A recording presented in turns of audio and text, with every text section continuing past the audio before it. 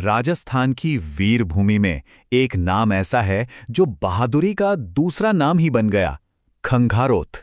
ये देखिए, सिर्फ एक वंश का नाम नहीं है, बल्कि ये शौर्य की एक ऐसी विरासत की कहानी है जिसे आज हम थोड़ा और करीब से समझने वाले हैं।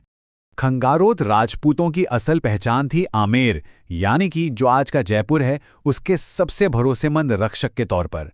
कह सकते हैं कि वो कछवाहा वंश की वो तलवार थे जिसने सदियों तक दुश्मनों के हर इरादे को नाकाम किया। तो सवाल उठता है कि आखिर कौन थे ये योद्धा जिनके बहादुरी के किस्से आज भी राजस्थान की हवाओं में गूंजते हैं।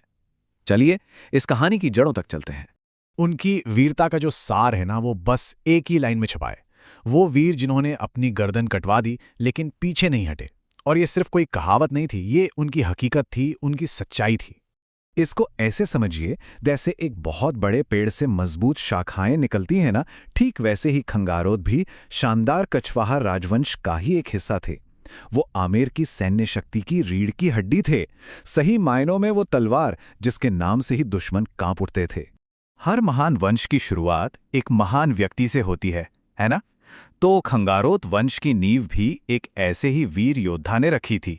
इस वंश की जड़ें सीधी सीधी आमेर के राजघराने से जुड़ी हुई हैं।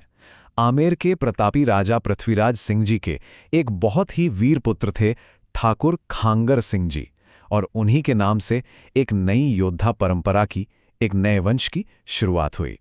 ये कहानी शुरू होती है 16वीं सदी में राजा पृथ्वीराज सिंह जी के शासनकाल में।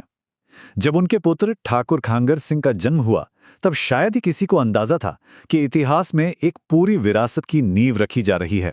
तो अब खंगारोत शब्द का मतलब एकदम साफ है।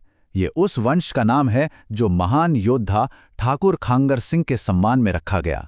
ये नाम ही उनकी पहचान और उनके गौरव का सबसे बड़ा प्रतीक बन गया। उनकी बहादुरी के इनाम के तौर पर उन्हें नरैना की जागीर सौंपी गई। और जानते हैं, यही जगह खंगारोत शक्ति का पहला और सबसे महत्वपूर्ण गढ़, सबसे जरूरी केंद्र बनी। एक अकेले संस्थापक से शुरू हुई ये विरासत बहुत जल्द ही पूरे राजस्थान में फैल गई और शौर्य के एक नहीं बल्कि कई गढ़ स्थापित हुए। और अंदाजा लगा सकते हैं कि यह विस्तार कितना बड़ा था। इस एक वंश से 22 से भी ज्यादा उपशाखाएं निकली। ये संख्या अपने आप में उनके बढ़ते हुए प्रभाव की पूरी कहानी कहती है। नरैना से जो सफर शुरू हुआ वो डिग्गी, जोबनेर, बोराज और कालाखां जैसे कई ठिकानों तक फैला। और हर ठिकाना सिर्फ एक किला नहीं था, बल्कि खंगारोत वीरता का एक जीता जागता केंद्र था, जो आज भी उनकी कहानी हमें सुनाता है। युद्ध के मैदान में खंगारोतों का स्थान हमेशा सबसे आगे होता था। उन्हें हरावल में जगह मिलती थी, यानी सेना का वो हिस्सा जो दुश्मन पर पहला और सबसे घातक वार करता था। सोचिए, यह सम्मान केवल सबसे बहादुरों को ही मिलता था, और ये उनके शौर्य पर राज्य के अटूट विश्वास का सबसे बड़ा सबूत था। अच्छा, ये तो हुई इतिहास की बात, लेकिन सदियां बीतने के बाद आज क्या स्थिति है? चलिए देखते हैं कि ये महान विरासत आज के दौर में किस रूप में जिंदा है। देखिए, समय बदला तो भूमिकाएं भी बदली। जहां एक जमाने में वे योद्धा और शासक थे, वहीं आज खंगारोत वंश के लोग सेना में, राजनीति में और व्यापार जैसे क्षेत्रों में देश की सेवा कर रहे हैं। कह सकते हैं कि तलवार की जगह अब नई जिम्मेदारियों ने ले ली है। आज खंगारोत समुदाय की जड़ें भले ही राजस्थान में हों, लेकिन उनकी शाखाएं दूर दूर तक फैली हुई हैं। उत्तर प्रदेश से लेकर गुजरात तक उनकी मौजूदगी ये दिखाती है कि इस समुदाय ने खुद को वक्त के साथ कितना फैलाया और ढाला है। लेकिन हाँ, भूमिकाएं बदलने के बावजूद कुछ चीजें हैं जो कभी नहीं बदलती। उनके जो मूल सांस्कृतिक मूल्य हैं वो आज भी उतने ही मजबूत हैं। मर्यादा का पालन, जबरदस्त मेहमान नवाजी, अपनी जड़ों और गांव से गहरा जुड़ाव और डिग्गी कल्याण जी मंदिर में अटूट आस्था, ये वो मूल्य हैं जो आज भी उनकी असली पहचान है।